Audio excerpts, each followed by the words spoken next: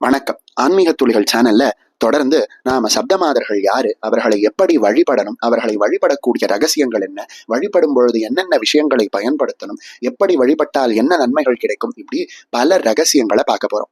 அந்த வகையில இப்போ நாம சப்தமாதர்கள்ல முதல் மாதாவாக இருக்கக்கூடிய பிரம்மாணி தேவியை பற்றி பார்க்க போறோம். இந்த வகையில உங்களுக்கு சப்த மாதாக்கள்ல இருக்கக்கூடிய மற்ற மாதர்களை பற்றின ரகசியங்களும் தெரியணும் அப்படின்னா கமெண்ட்ல சொல்லுங்க. தொடர்ந்து நாம சப்த மாதர்களை பற்றின வீடியோக்களை பதிவேற்றம் செய்யறோம். வரீங்களா? இப்ப சப்தமாதர்கள்ல முதல் மாதாவான பிரம்மாணி தேவியை பற்றி பார்க்கலாம். அதுக்கு முன்னாடி நாம சப்தமாதர்கள்னா யாரு அப்படின்னு தெரிஞ்சுக்கணும். சௌந்தர்ய லஹரியில முதல் ஸ்லோகத்திலேயே ஆதிசங்கர பகவத் பாதர் சொல்றார், பரம்பொருளாக இருக்கக்கூடிய சிவபெருமானே அசைவதற்கு காரணம் யார் அப்படின்னா அம்பிகை தான். அம்பிகை உள்ளே இருந்து சக்தியாக இருந்து அவரை இயக்காவிட்டால் அவர் அசையக்கூட சக்தியற்றவராக இருக்கிறார் அப்படின்னு ஆதிசங்கரர் சௌந்தர்ய லஹரியில முதல் ஸ்லோகத்துல சொல்றார். பரம்பொருளான சிவபெருமானுக்கே அந்த நிலை அப்படின்னா மற்ற தேவர்களுக்கெல்லாம் எப்படி? அவர்களும் அம்பிகையால் ஆட்டுவிக்கப்படுபவர்கள் தான். அதனாலதான் ஆட்டுவித்தால் யாரொருவர் ஆடாதாரே அப்படின்னு சொல்றாங்க. அந்த வகையில இந்த உலகம் அனைத்தையும் உள்ளே இருந்து இயக்கக்கூடியது அந்த சக்தியான அம்பிகை தான். இப்படி ஒவ்வொரு தேவதைகளுக்கு உள்ளேயும் இருக்கக்கூடிய அம்பிகையினுடைய அம்சத்தை தான் நாம சப்தமாதாக்கள் அப்படின்னு சொல்றோம் அப்படின்னு புரிஞ்சுக்கலாம். அந்த வகையில உலகத்தை படைக்கக்கூடிய பிரம்மாவினுடைய உள்ளே இருந்து இயங்கக்கூடிய அம்பிகையினுடைய சக்தியை தான் நாம பிரம்மாணி தேவி அப்படின்னு சொல்றோம். பிரம்மதேவன் அப்படிங்கிற வார்த்தையில முதல் எழுத்தான பிராம் அப்படிங்கிற எழுத்தே இந்த பிரம்மாணி தேவியினுடைய பீஜாட்சரமாக இருக்கு. இந்த அம்பிகையை பற்றி சொல்லணும் அப்படின்னா சொல்லிக்கிட்டே போகலாம். பிரம்மதேவரானவர் இந்த உலகத்தை படைப்பதற்கான அனைத்து விதமான சக்தியையும் கொடுப்பது யார் அப்படின்னு கேட்டான்னா சரஸ்வதி வடிவத்தில் இருக்கக்கூடிய இந்த பிரம்மாணி தேவி தான் அப்படின்னு சொன்னா அது மிகையே கிடையாது.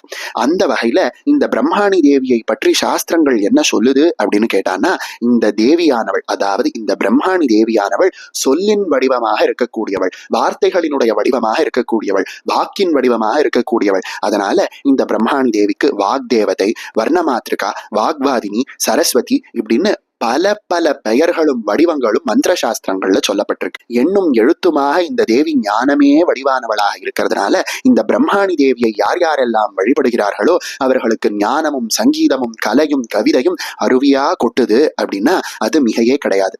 சங்கீதமும் சாகித்யமும் இந்த அம்பிகையினுடைய, அதாவது இந்த பிரம்மாணி தேவியினுடைய 2 ஸ்தனங்களாக இருக்கு அப்படின்னு சொல்லப்படுது.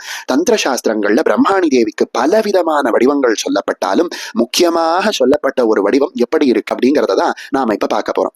இந்த முக்கியமான வடிவத்துல பிரம்மாணி தேவிக்கு 6 திருக்கரங்கள் இருக்கு அப்படின்னு சொல்லப்படுது. வரதஹஸ்தம், அக்ஷமாலை, தண்டம், கமண்டலம், சருவம், அபயம் போன்ற பலவிதமான முத்திரைகளையும் ஆயுதங்களையும் தரித்தவளாக 6 கரங்கள் கொண்டவளாக இந்த தேவியானவள் காட்சி தராங்க. பாலில் இருந்து நீரை பிரித்து எடுக்கும் அன்னபக்ஷி தான் இந்த பிரம்மாணி தேவிக்கு வாகனமாகவும் இருக்கு. படிக்கக்கூடிய ஞானத்துல நல்லது எது தீயது எது அப்படிங்கிறத பிரித்து நாம தெரிஞ்சுக்கணும் அப்படிங்கிறத காட்டுவதற்காக அன்னபக்ஷியை வாகனமாக இந்த அம்பிகை கொண்டிருக்காங்க.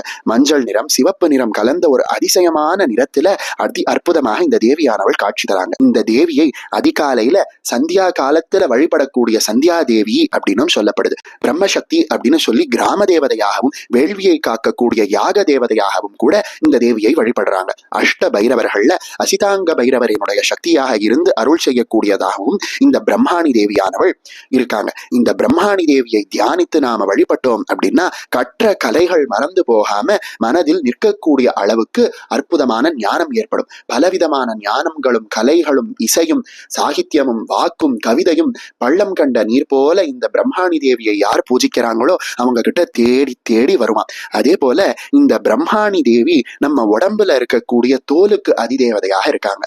அதனால நம்ம உடம்புல தோல் சம்பந்தமாக ஏதாவது வியாதியானது ஏற்பட்டது அப்படின்னா இந்த பிரம்மாணி தேவியை வழிபட்டோம் அப்படின்னா தோல் வியாதியானது நீங்கி சருமம் புதிது போல தங்கம் போல மின்னும் அப்படின்னு சொல்லப்படுது. இந்த அற்புதமான பிரம்மாணி தேவியை நாம வழிபடும் பொழுது வெட்டிவேரை பயன்படுத்துவதும் சர்க்கரை பாகை நிவேதனம் செய்வதும் அதி அற்புதமான பலனை கொடுக்கும் அப்படின்னு சொல்லப்படுது.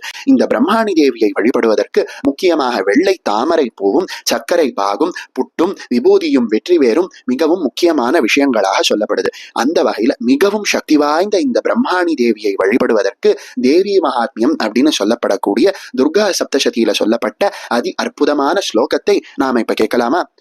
ஹம்சயுக்த விமானஸ்தே பிரம்மாணி ரூபதாரிணி ஔஷாம் பக்ஷரிகே தேவி நாராயணி நமோஸ்துதே. இந்த ஸ்லோகத்தை சொல்லி நாம பிரம்மாணி தேவியை வழிபடும் பொழுது அனைத்து விதமான ஞானமும் ஏற்படும். கல்வி கேள்விகள்ல சிறந்து விளங்க முடியும். அனைத்து கலைகளிலும் நாம தேர்ச்சி பெற முடியும். வாக்குன்னு சொல்லப்படக்கூடிய வாக் சித்தி ஏற்பட்டு நம்மளுடைய வாக்கானது பலிக்கும். அனைத்து விதமான கவிதைகளையும் புனையக்கூடிய திறமையானது ஏற்படும். சரும நோயானது நீங்கும். சருமம் புதிது போல பொலிவோட இருக்கும் அப்படின்னு பல அதிசயமான பலன்கள் பிரம்மாணி தேவியை வழிபடுவதற்கு சொல்லப்படுது.